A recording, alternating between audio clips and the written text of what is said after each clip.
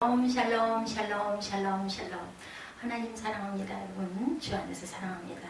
우리 히브리서 9장 말씀, 히브리서 나가다가 9장이 빠져가지고 다시 히브리서 9장 하고 나가기를 원해서 함께 은혜를 받도록 합니다.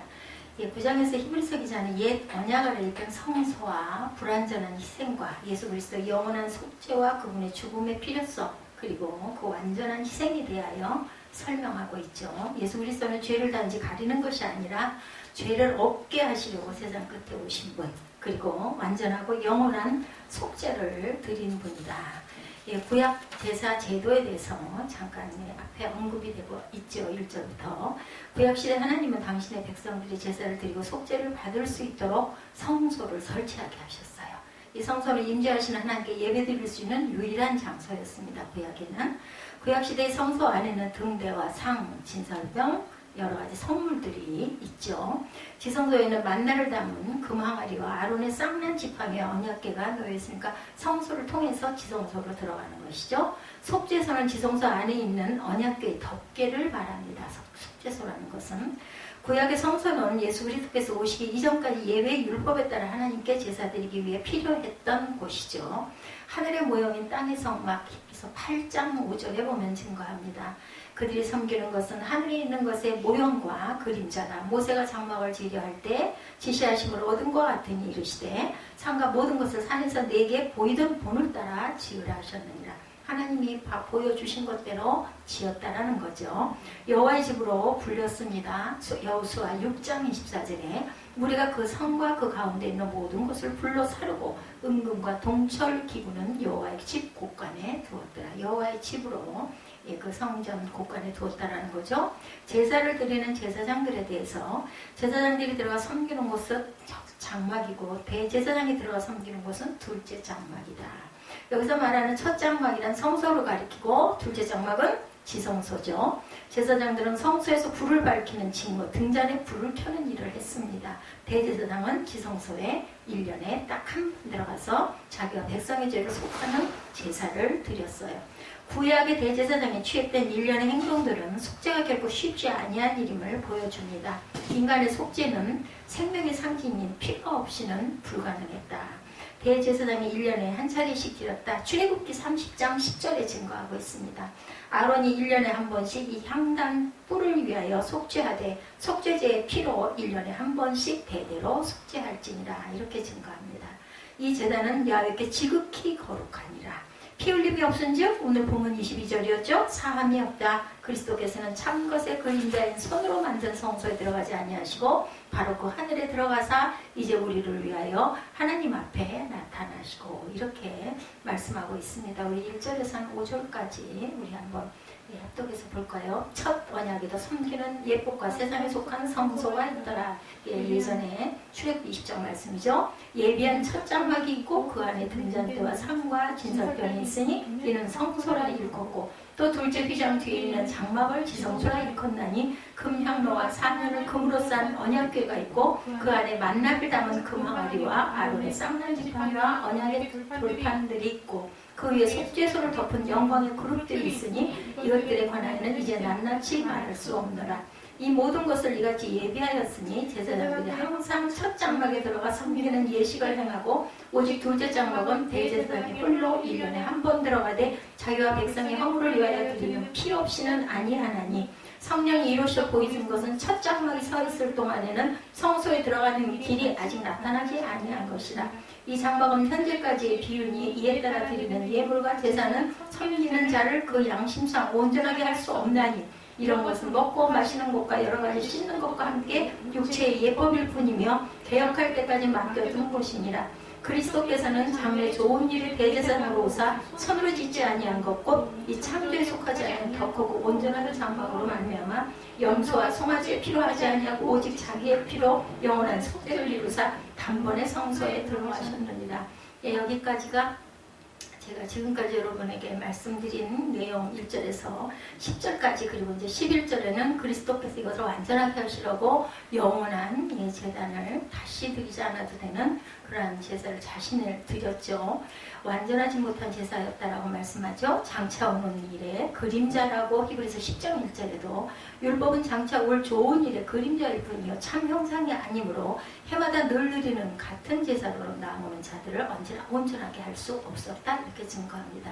능히 죄를 없애지 못해요. 히브리서 10장 3, 4절에 그러나 이 제사들에서 해마다 죄를 기억하게 하는 것이 있나니 이는 염소의 피가 능히 죄를 없이 하지 못하게 하기 때문에 계속 반복해서 완전하지 못한 제사를 늘 구약에는 드렸다.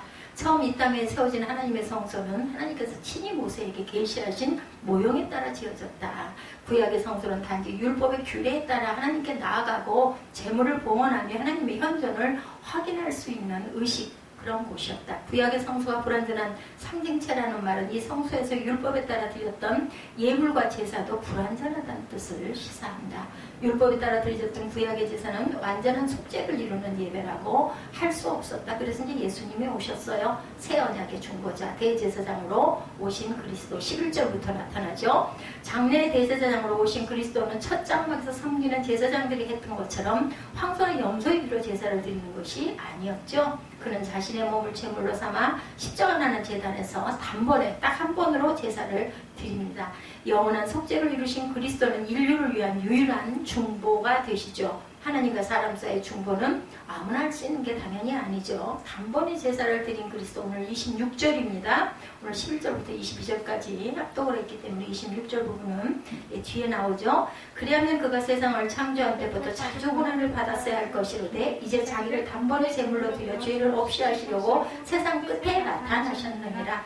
영원한 제사를 드리신 그리스도에 대해서 히브리서 10장 12절에도 증거합니다.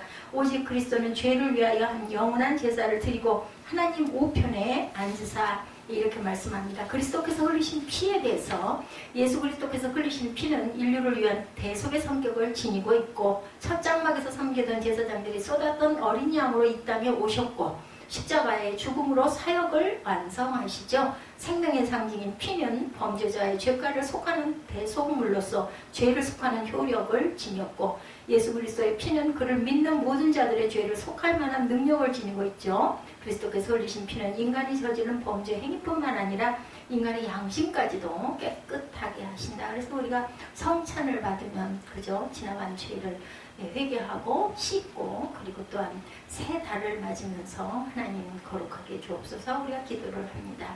흠없고 점없는 피라고 베드로전서 1장 19절에 증거합니다. 오직 흠없고 점없는 어린 양 같은 그리스도의 보배로운 피로 된 것이니라. 모든 죄를 깨끗게 하시는 피 요한일서 1장 7절이죠. 그가 빛 가운데 계신 것 같이 우리도 빛 가운데 행하면 우리가 서로 삽입이 있고 그 아들 예수의 피가 우리를 모든 죄에서 깨끗하게 하실 것이요. 피 흘림과 인간의 속죄입니다. 법의 권위는 그것을 세우고 명한 자의 권위와 직결되게 마련인데 피로서 정결게 되는 법을 세우신 분은 누구? 하나님이시죠. 따라서 이 법은 절대적인 권위를 가지고 있고 영원히 유효하다고 할 수 있는데 피 흘림과 인간의 속죄는 불가분의 관계를 갖고 있다. 피 흘림이 없은즉 사하심이 없느니라. 22절이죠. 우리가 죄를 절대적인 영향력에서 완전히 자유하게 된 것은 전적으로 예수 그리스도의 피의 공로 때문이고 그분의 피가 우리의 죄를 씻어 깨끗하게 의롭다 칭함을 받게 해주셨다. 어떤 자? 예수를 구주로 믿는 자들이 안에서 육체의 피에 있다고 하죠. 레위기 17장 11절입니다. 육체의 생명은 피에 있습니다. 내가 이 피를 너희에게 주어 제단에 뿌려 너희의 생명을 위하여 속죄하게 하였나니 생명이 피에 있으므로 피가 죄를 속하느니라. 레위기에서 증거합니다. 주 예수의 영원하신 언약의 피라고 히브리서 13장 20절에도 증거합니다. 양들의 큰 목자이신 우리 주 예수를 영원한 언약의 피로 죽은 자 가운데서 이끌어내신 평강의 하나님이라고 증거합니다. 그러니까 레위기 17장에서는 어쨌든 피가 있어야 속죄가 된다. 생명이 피에 있으므로 피가 죄를 속한다. 그래서 짐승의 피를 썼던 거죠. 구약에. 그리고 예수의 영원하신 언약의 피로 우리를 깨끗하게 해주셨다. 그리스도의 희생에 대해서 불완전한 구약 제사에 대해서 말씀합니다. 구약의 성소가 불완전한 것인 만큼 그 안에서 행해지던 제사의 의식도 여러 가지로 불완전할 수밖에 없었다. 먼저 구약의 제사는 짐승을 제물로 봉헌한다는 점에서 극명한 한계를 드러냅니다. 뭐 어떻게 사람을 죽여서 할 수는 없잖아요. 구약의 제사 의식은 장차 이루어질 완전한 것들의 예표로 궁극적으로는 예수 그리스도의 사역을 예시했다. 예수님의 자기 자신을 제물로 삼아 드린 속죄의 제사는 한 번으로 이루어집니다. 하나님께서는 친히 거하시는 하늘의 지성소에 들어가 하나님과 함께 거하시는 예수님은 인간의 죄로 완전하게 속하신 대제사장이 됩니다. 구약 성소는 참것의 그림자라고 오늘 9장 24절에 증거합니다. 그리스도께서는 참것의 그림자인 손으로 만든 성소에 들어가지 아니하시고 바로 그 하늘에 들어가사 이제 우리를 위하여 하나님 앞에 나타나셨다라고 하죠. 구약 율법은 장래것의 그림자라고 히브리서 10장 1절입니다. 율법은 장차 올 좋은 일의 그림자일 뿐이요 참 형상이 아니므로 해마다 늘 드리는 같은 제사로는 나오는 자들을 언제나 온전하게 할 수 없느니라. 그래서 예수 그리스도가 오셨다라는 거죠. 우리 22절 후반절 좀 우리 28절까지 한번 읽어볼까요? 22절부터 23절부터 그리스도의 희생으로 이루어진 속죄입니다.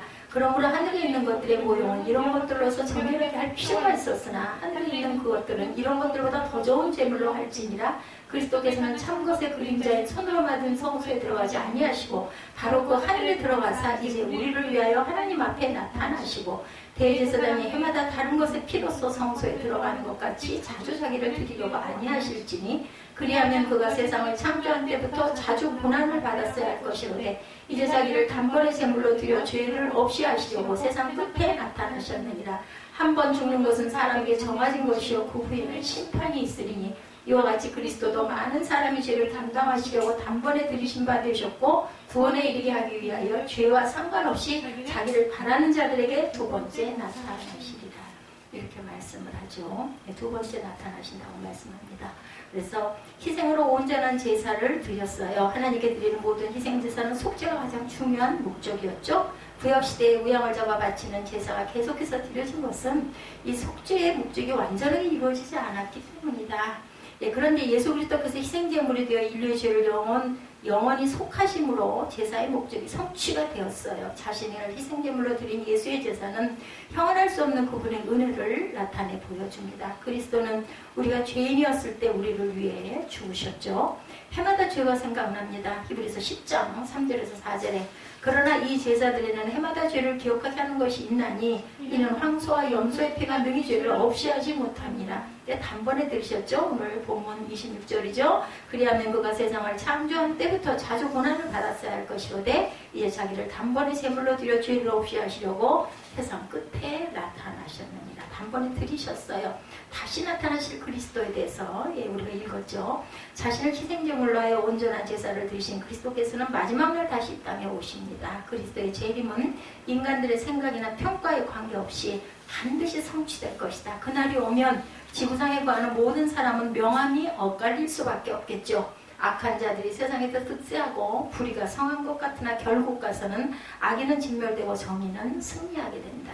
누구든지 어떤 목적지에 도달하려면 안전하고 바른 길을 택해야만 시간을 허비함이 없이 이르게 된다. 하나님의 나라도 이와 마찬가지라고 합니다. 다시 오신다고 약속하셨죠? 요한복음 14장 3절입니다. 가서 너희를 위하여 거처를 예비하면 내가 다시 와서 너희를 내게로 영접하여 나 있는 곳에 너희도 있게 하리라고 분명히 말씀하셨어요. 우리는 성경을 믿기 때문에 이 말씀은 이루어질 줄로 믿습니다. 그리스도의 재림을 사모해야 할 성도들에 대해서 데살로니가전서 1장 10절에 말씀합니다. 또 죽은 자들 가운데 다시 살리신 그의 아들이 하늘로부터 강림하실 것을 우리가 어떻게 기다리는지를 말하니 이는 장래에 노하심에서 우리를 건지시는 누구? 예수시니라. 이렇게 증거합니다. 데살로니가전서 1장 10절에. 그래서 9장에서 우리는 새 언약의 참된 가치를 깨달았습니다. 예수님은 인류의 죄를 대신 지시기 위해서 하나님께서 인간의 몸을 입으시고 이 세상에 오셨죠. 그분은 우리의 죄를 위해 오신 어떤 구속해 주신 구세주. 우리는 그분의 사역을 높이 평가할 뿐만 아니라 경외하는 성도들, 하나님을 높이고 경외하고 하나님을 사랑하고 감사하는 성도들이 되어야 되겠습니다. 9장 9장 28절의 분량이었어요. 그죠? 1절에서 10절은 첫 언약인 모세 때에 허락하신 회막에서의 제사만으로는 인간의 죄의 문제를 온전하게 해결할 수 없다. 우리가 읽으면서 함께 살펴봤습니다. 9절에서 말씀한 양심상 온전하게 할 수 없나니 라는 표현이 그런 뜻입니다. 양과 염소와 송아지를 잡아 번제로 드리는 정도의 제사법으로는 인간의 죄의 문제를 온전하게 해결할 수 없다. 1절에서 말하죠. 10절에서는 이런 것은 육체의 예법일 뿐이며 개혁할 때까지 맡겨둔 것이라고 오죽하는 얘기합니다.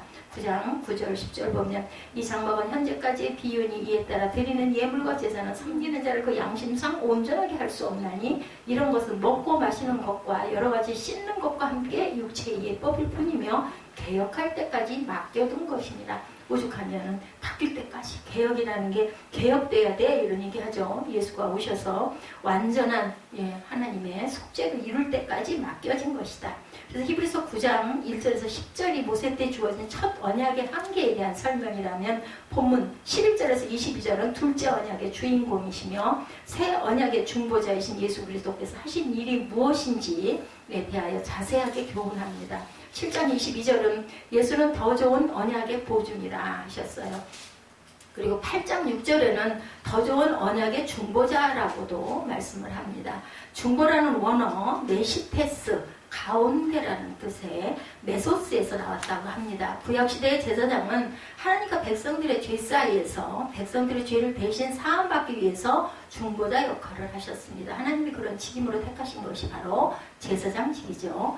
이처럼 하나님은 아들 예수 그리스도를 인간의 죄를 대신 사하는 중보자로 택하셨다라는 의미고, 오늘 말씀의 시작인 히브리서 9장 11절은 그리스도께서는 장래 좋은 일의 대제사장으로 오셨다라는 말씀이죠. 여기서 말씀하시는 장래 좋은 일이란 계속하여 수없이 많은 양과 염소와 황소와 암송아지를 잡아 피를 뿌려 제사하는 번제로도 온전히 해결할 수 없었던 죄사함의 문제를 예수께서 단번에 해결하셨다는 점을 말씀하신 내용입니다.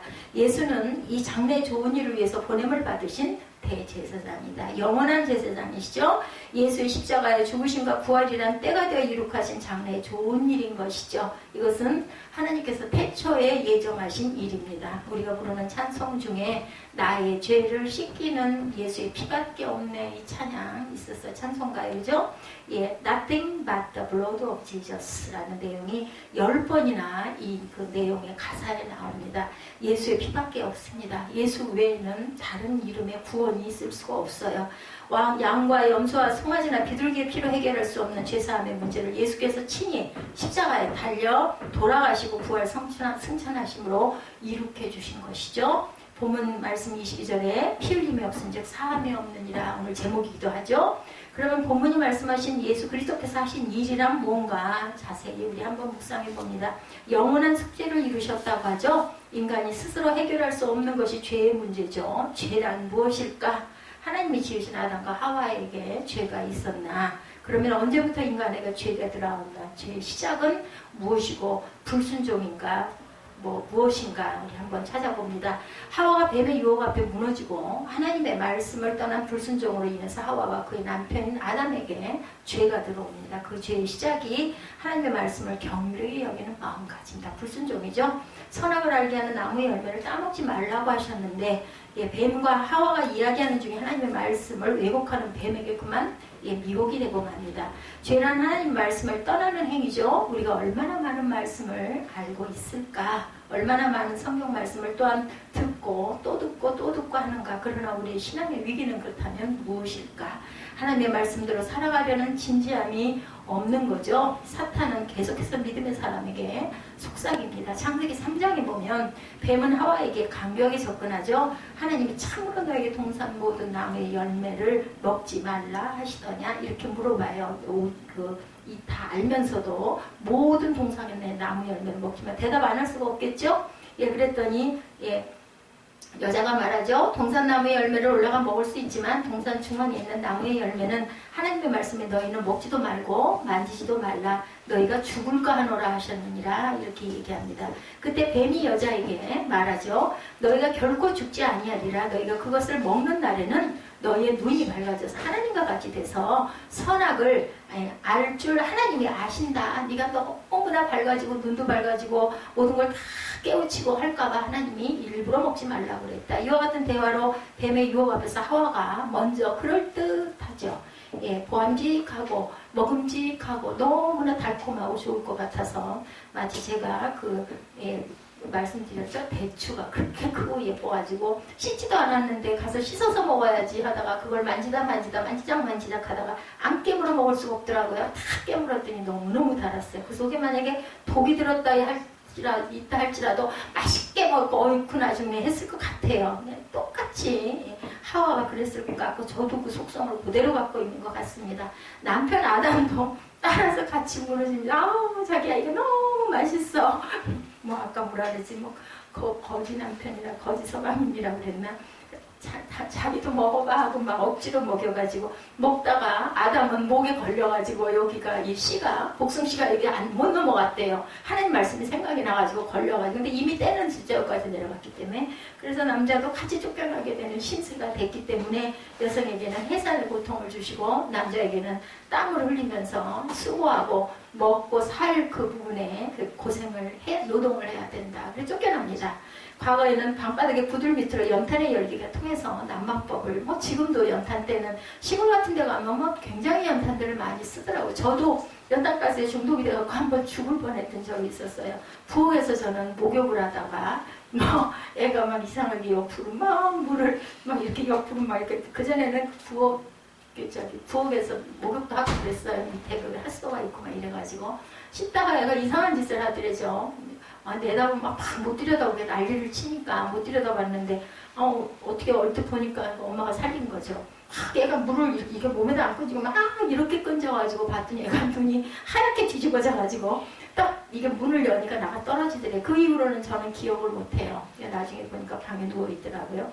너무 창피했어요. 다른 게 창피한 게 아니라 다 봤을 거 아니야. 그때 또 얼마나 싫어. 중학교 3학년 때였던 것 같은데 어쨌든 그랬던 적이 있습니다. 잠자던 중에 이렇게 가스에 중독돼서 나도 모르게 그냥 죽는 일들도 많습니다. 2018년 12월에 강릉 펜션 유독가스 유출 중독 사고가 있었다고 그래요. 은평구 대성고등학교 졸업반 학생 3명이 일산화탄소의 중독으로 연탄가스로 숨진 거예요. 7명이 겨우 병원으로 옮겨져서 응급처치로 목숨을 구하기는 했다고 합니다. 죄란 사소하게 여겨서는 안 돼. 연탄가스 조금씩 스며드는 거. 근데 우리 냄새 맡으면 가스 냄새 나잖아요. 어디서 난다 하다가 그냥 그걸 무심히 있다가 결국은 가스에 중독이 되는 것. 죄도 또한 이렇다는 거죠. 별것 아닌 것처럼 절대로 취급해서는 안 된다. 어마어마한 죄만 죄가 아니라는 거죠. 어마어마한 가스가 한꺼번에 확 들어와야 죽는 게 아니라는 겁니다. 작은 죄도 죄이고 예수는 죄의 것과 결과보다 원인을 심각하게 다루십니다. 살인만 심각한 죄가 아니라 미련한 놈이라는 자는 지옥불에 들어가게 되리라 라고 말하고 경고하시죠. 마태복음 5장 22절에 간음이 심각한 죄지만 음욕을 품고 여자를 보는 자마다 이미 간음하였다라고 얘기를 해요. 생각만 해도 이미 간음을 했다. 신문과 라디오와 TV, 인터넷에 이런 얘기 아무것도 아니에요. 이 정도 이 얘기는 옛날 얘기입니다. 이런 것은 살인, 음란, 도박, 마약, 탈세, 별의별 사건의 소식들 아주 악한 우리가 생각할 수 없는 그런 그런 소식들도 너무나 많습니다. 유명한 가수, 누가 누구에게 어쨌더라 이런 얘기는 그냥 아무것도 아니죠. 경찰 간부 누가 어쨌더라, 사법고시 출신의 검사 출신의 법무부 차관 빠지시는 누가 어쨌더라. 요즘에 그뿐이에요. 대통령, 전직 대통령 누가 어쨌더라. 이런 얘기도 너무나 많이 그냥 당연하게 그냥 있을 수 있는 일로 일어납니다. 이런 모든 낯뜨거운 소식들 속에 하나님을 떠나 불순종하던 아담과 하와의 피가 섞여서 흐르고 있다. 그 죄의 문제를 해결하기 위해서 모세 때 제정해 주신 첫 언약의 피해 제사를 계속해 왔지만 그것만으로 해결되지 않는 것이 인간의 죄 문제. 히브리서 9장 12절에 보면 예수께서 이룩하신 것은 영원한 속죄이죠. 예수 그리스도를 통한 영원한 속죄란 말씀이 무엇일까? 예수를 만나야 한다라는 거죠. 예수를 구주로 영접해야 된다. 예수를 구주로 영접하면 너와 내 집이 구원을 받는 것은 주 예수를 믿으라. 그리하면 너와 내 집이 구원을 받는다고 말씀합니다. 예수 안에 내가 죽고 내 안에 예수가 살아계셔야 된다. 그들이 가수든 경찰이든 장관이든 차관이든 예수 안에 청소년기를 보내고 예수 안에서 청년기를 보내고 예수 안에서 살아가고 있었다면 그렇게 행동할 수가 있었겠나. 그들이 십자가의 복음 안에 예수를 영접하고 살아가던 인생들이라면 그렇게 인생이 비참해질 수가 있을까. 동서애를 막론하고 피부색, 언어, 인종, 남녀노소 누구나 다 개인적으로 예수를 만나야 한다는 거예요. 남편이 예수를 잘 믿는데 아내가 예수를 안 믿는다고 해서 같이 갈 수 있는 길은 아닙니다. 우리의 죄를 해결하시고 거듭나게 하시고 새 사람 되게 하는 힘은 예수님에게서만 나온다. 예, 오직 예수의 피로. 예, 그죠? 왜 히브리서 기사가 영원한 속죄의 주제를 이처럼 진지하게 다루고 있는 것일까? 이 세상에 의인은 없죠. 단 한 사람도 없다고 히브리서 기자는 말합니다. 생각이 죄고 의도가 죄고 보는 것이 죄고 듣는 것이 죄고 말하는 것이 죄입니다. 우리는 모르고 죄를 짓는 경우도 있습니다. 인간은 다윗의 고백처럼 죄 가운데 잉태되고 죄 가운데 태어나고 죄를 먹고 산다고 말합니다. 인간은 죄덩어리예요. 인간의 피 안에 아담과 하와에게서 시작된 원죄의 피가 흐르고 있기 때문에 그 죄가 행동으로 이어져서 어떤 악한 죄를 지었느냐가 문제가 아니고 부모를 거역하고 살인하고 간음하고 도적질하고 거짓 증거하고 탐심 이런 정도의 10계명의 문제 앞에서 죄의 문제를 다루는 것만으로도 충분하지가 않고 사람들은 교양과 도덕과 윤리, 체면, 문화, 경제 수준의 옷으로 자기 속에 악취가 나는 한센병과 같은 심각한 상태에 처하고 악하고 부끄러운 타락된 실상을 숨기고 가리고 아닌 척하지만 하나님이 아시죠. 하나님은 인간이 얼마나 악하고 추하고 더럽고 타락되었는지 잘 아시는 어떤 존재인지를 속속들이 아시는 분입니다. 그래서 우리가 코람되어 하나님이다 이렇게 얘기합니다. 이건 모세도 마찬가지였고 아론도 당연히 마찬가지. 아론이 제사장의 대를 이어야 하는 아론의 아들들의 죄의 문제 또한 심각했죠. 출애굽기 28장에 보면 아론과 그 아들들을 위해서 정교하게 화려한 제사장의 옷을 지어서 입게 하십니다. 에봇의 그 내용 보면 정말 아름다워요. 배로 만든 속바지는 넓적다리까지 가리도록 하체를 모두 가리게 하고 그 위에 속바지를 입게 하고 그 위에 또한 겉옷을 입게 합니다. 그 위에 에봇, 거룩한 옷이죠. 이 뜻이 에봇이라는 뜻이 그에 정교하게 짠 띠를 띠게 합니다. 12지파를 상징하는 12가지 보석을 가슴에 새기죠. 판결 흉패 안에는 우림과 둠밈을 넣게 합니다. 우림은 빛, 둠밈은 온전한 이런 의미의 상징물이죠. 예, 빛으로 온전해진다 이런 뜻을 갖고 있습니다. 이렇게 정교하고 아름답게 하는 그 모든 목적은 거룩하게 하려는 것이었다. 그러나 그런다고 거룩해질까? 우리가 아무리 황금실로 옷을 지어서 속옷과 겉옷을 겹겹이 화려하고 아름답게 인간의 외모를 가린다 해서 죄인인 인간이 거룩해질 수도 성결해질 수도 있는 것은 아닙니다. 최근에 계속해서 대하는 히브리서 내용들이 모두 다 그런 내용이에요. 양과 염소와 송아지의 피로 인간이 완전하게 죄사함을 받을 수는 없다. 아론에게서 시작된 그 어느 제사장 자신도 죄에 대해서 무음하고 깨끗한 존재는 단 한 명도 없다라는 내용들이었어요. 그죠? 대속죄를 맞아서 그 민족 앞에서 죄의 문제를 가지고 성소에 들어가던 그 어떤 제사장 자신도 대제사장도 스스로 자신의 죄를 해결할 능력은 자신에게 없었어요. 예수 그리스도만이 크고 온전한 장막으로 말미암아 이와 같은 영원한 속죄를 이룩하실 수 있는 온전한 한 분밖에 안 계시는 분이다. 뿐만 아니라 염소와 송아지의 피로 하지 아니하시고 오직 자기의 피로 영원한 속죄를 이루신 분. 또한 단번에 성소에 들어가셨으므로 첫 언약으로 온전히 해결하지 못하는 영원한 속죄를 완성하신 분이다. 12절 후반부에 말씀하는 단번에 성소에 들어가셨느니라 라는 뜻은 그 성소는 이 땅에 정해놓으신 성소가 아니고 모세 때 광야에 제정하신 성막의 그 성소가 아니죠. 여기서 말씀하시는 단번에 들어간 성소란 하나님 나라의 하나님 보좌 우편의 보좌에 앉으신 것을 말씀하시는 것이고 영원한 속죄를 이루사 단번에 성소에 들어가셨느니라 이런 말씀을 묵상하고 은혜를 받을 수 있는 깨달음을 가진 성도들이라면 이제는 좀 다르게 살아가야 되지 않겠나. 에베소서 2장의 말씀이 은혜로 충만하게 우리의 생각과 마음과 결심과 결정과 판단과 느낌과 범사를 사로잡아 이끌어가는 그런 삶을 매 순간마다 살아가기 위해서 우리는 항상 씨름하는 것이 맞습니다. 씨름이에요. 우리가 잘 이루고 쉽게 항상 그렇게 될 수 있는 게 아니라 항상 우리 씨름하는 씨름 선수 생각해보면 어때요? 삿발을 둘이 쥐고 한 사람이 거의 쓰러질 듯 하다가 또 힘을 내가지고 이쪽으로 기울어지다가 이렇게 하다가 결국은 어느 한 순간에 나가 자빠지죠. 에베소서 2장 1절에서 10절 우리 함께 합독해 보도록 합니다. 신앙을 고백하는 마음으로 에베소서 2장 1절에서 10절입니다. 그는 허물과 죄로 죽었던 너희를 살리셨도다. 그때 너희는 그 가운데 행하여 이 세상 풍조를 따르고 공중의 권세 잡은 자를 따랐으니 곧 지금 불순종의 아들들 가운데 역사하는 영이라. 에베소서 2장입니다. 3절.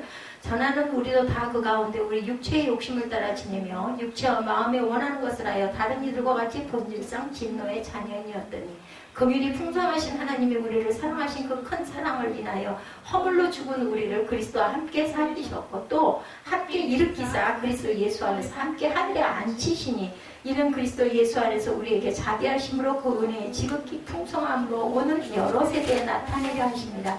너희는 그 은혜에 의하여 믿음으로 말미암아 구원을 받았으니 이것은 너에게서 난 것이 아니요 하나님의 선물이라.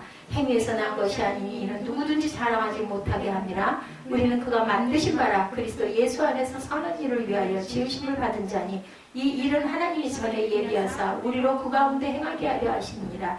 예수 그리스도 안에 영원한 속죄를 은혜로 체험한 그러한 나라고 하면 어떤 삶을 살아가야 할까? 그 대답을 스스로 찾아가는 그러한 신앙인들이 돼야 되겠죠. 살아계신 하나님을 섬기게 하셨어요. 염소와 황소의 피 그리고 암송아지의 제로 인간의 부정함과 죄의 문제를 해결하려 하고 육체를 정결하게 하고 거룩하게 하려고 했어요. 그것이 구약시대에 계속 생활해오죠. 온 첫 언약에 의한 성막의 제사였다. 그러나 영원한 성령으로 말미암으로 흠이 없으신 하나님의 아들 예수 그리스도의 피는 인간의 양심을 죽은 행실에서 깨끗하게 씻어주십니다. 이것은 단번에 일으켜주신 속죄의 은총이고 대속의 권세다. 그러므로 예수 그리스도의 대속의 은혜를 덧입고 죄사함을 받은 성도라면 살아계신 하나님을 섬기는 그 섬김이 분명하고 구체적이고 믿음과 확신에 차서 간증이 넘치는 섬김이 되지 않을 수가 없겠죠. 어떤 목사님의 간증 글을 읽고 제가 은혜를 받았어요. 한국국제기도원협회에서 발간하는 기도원 뉴스레터 2019년 3월호에 실린 간증이었습니다. 그 내용을 보니 이렇게 얘기하고 있었어요. 지난해 전국기도원협회 제52차 대회가 부산에서 열렸다. 그 내용 안에 발췌한 내용입니다. 그때 간증한 내용이다. 부산 영도에서 6남매 중 막내 아들로 태어났다. 그 본인은 어머니는 불교신자였고 아버지는 알코올 중독자였다. 위로 3명의 누이와 2명의 형들이 있었다. 3명의 누이들은 중학교 1학년, 이소년이 나중에 이제 목사님이 되셨죠. 중학교 1학년 때 아버지의 핍박을 견디지 못해서 모두 다 가출해버렸다. 큰형은 중학교를 중퇴했다. 바로 위형만이 기숙사가 있는 고등학교에 진학해서 집을 떠나서 살았고, 그 소녀는 집에 혼자였다. 아버지는 6살쯤 되던 때 잠자고 있는 나의 뺨을 때리면서 깨우셨다. 술을 사오라는 것이었다. 어려서부터 집 밖에서 잠을 자는 일이 거의 안에서 자는 날보다 더 많았다고 합니다. 초등학교 4학년 때부터 신문 배달을 시작했고 13살 때부터는 본격적으로 도둑질을 시작을 했다. 중3 때부터는 불량 서클에 들어가 친구들 돈도 뺏고 도둑질하면서 날마다 그렇게 밖에서 지냈다. 퇴학 위기에 처했다. 무효곡절 끝에 부산 해관고등학교에 진학을 했다. 그 학교는 기독교 학교였다. 학교 안에 야외를 경유하는 것이 지식의 근본이라고 쓰여 있었다. 그때 누군가가 학교 정문에서 기도원 성경을 나누어주고 있었다.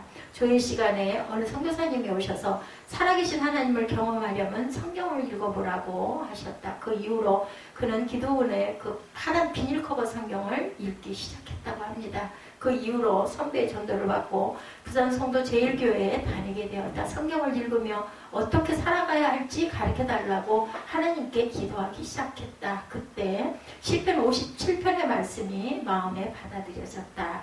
하나님이여 내 마음이 확정되고 내 마음이 확정되었사오니 내가 노래하고 내가 찬송하리로다. 그 이후로 하나님께 기도하면 하나님이 응답해 주실 것이라는 확신이 생기게 되었다. 그날부터 날마다 아버지가 술을 끊고 예수 믿게 해달라고 기도하기 시작했다. 40일 작전 기도를 계속했지만 아버지는 오히려 이전보다 더 술을 많이 마시고 더 나를 많이 때리고 행패를 부려가지고 죽을 지경이었다. 도대체 기도를 이렇게 열심히 했는데 왜 이렇게 아버지는 점점 더 할까 정말 마음에 의심이 일어났지만 끝까지 꿋꿋이 참고 기도를 했다고 합니다. 40일 중에 10일 정도 졸면서 기도한 것이 회개가 되어서 열흘을 더 작정하고 이제 아버지는 술버릇이 고쳐지지도 않고 더 심하고 생각해보니까 열흘 동안 내가 기도하다가 자꾸 졸았다는 거죠. 그래서 열흘을 더 기도를 해야겠다. 내가 그거 다 못했다 생각이 들었던 거.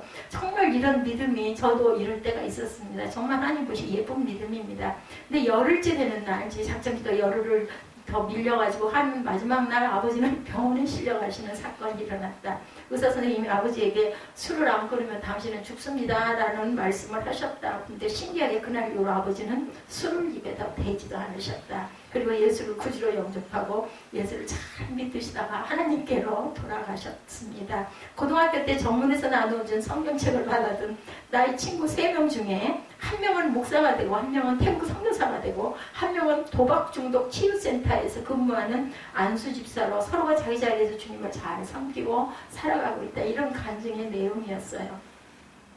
그분은 한 권의 성경책에 나의 운명을 바꾸어 놓았다라고 확신하면서 간증을 쓴 거예요. 나와 나의 두 친구들을 통해서 수많은 영혼을 나를 안팎에서 구원하고 계신 하나님을 찬양합니다. 한 권의 성경인 하나님의 말씀이 저를 목사로 삼아주셨고 제 친구들을 선교사와 주를 충성되게 섬기는 집사가 되게 변화시켜 주셨습니다. 예수 그리스도 안에서 살아계신 하나님을 충성되게 섬기는 우리 모두가 되기를 축원합니다. 이렇게 그 간증문의 내용이 끝이 나요. 제가 이 부분에 보면 똑같이 눈물이 나네요. 영원한 기업을 얻게 하신 하나님이세요. 하나님께서는 지금 어느 곳에서 어떤 곳에서 문득문득 저와 같은 또한 이 학생이지만 지금 목사님이 되셨지만 훌륭한 목사님이 되셨지만 이런 사건이 일어납니다. 저도 그 골방에서 기도하고 새벽에 그 새벽 기도를 꿈을 꾸고 나서 새벽 기도를 나가기 시작하면서 하나님의 은혜가 임하신 거죠. 그전에도 물론 예수를 믿는다 했지만 성령이 임하시는 이런 사건이 살아계신 하나님을 증거하는 거죠. 예수는 새 언약의 중보자세요. 예수 그리스도의 십자가의 죽으심은 그를 믿는 성도들을 죄에서 속량하시고 부르셔서 영원한 기업의 약속을 얻게 해주시고 이것이 하나님의 자녀의 관세가 되게 하십니다. 하나님의 나의 아버지가 되시고 나는 하나님의 자녀가 되는 것이 영원한 기업의 약속이다. 여기서 말씀하시는 영원한 기업의 약속이란 이 땅에서 이미 하나님의 자녀 삼아주시고 뿐만 아니라 하나님 나라에서도 영생 복락을 누리게 하실 약속의 말씀. 이것을 히브리서 12장 22, 23절에서는 살아계신 하나님의 도성인 하늘의 예루살렘과 천만 천사와 하늘에 기록된 장자들의 모임과 교회와 만민의 심판자이신 하나님과 및 온전하게 된 의인들의 영들이다. 이렇게 증거하고 있어요. 히브리서 12장 22, 23절의 내용입니다. 이것은 요한계시록 19장이 말씀하는 어린 양의 혼인잔치와 같은 상태를 증거합니다. 요한계시록 20장이 말씀하시죠. 천년왕국에 대해서 말씀합니다. 계시록 21장에 새하늘과 새 땅이며 거룩한 성 새 예루살렘에서의 영원한 복락을 말씀하고 계시고 요한계시록 22장에서 말씀하시는 하나님과 및 어린 양의 보좌로부터 나와서 수정같이 맑은 생명수 강으로 흐르는 하나님 나라를 말씀합니다. 요한계시록 22장 2절에 보면 강 좌우로 생명나무가 있어 12가지 열매를 맺되 달마다 그 열매를 맺고 그 나무 잎사귀들은 만국을 치료하기 위하여 있더라. 이렇게 말씀합니다. 새 언약의 중보자로 오셔서 택한 백성들을 부르시고 성령하신 예수 그리스도의 구원의 은총이 저와 여러분에게 충만하시기를 주님의 이름으로 축복합니다.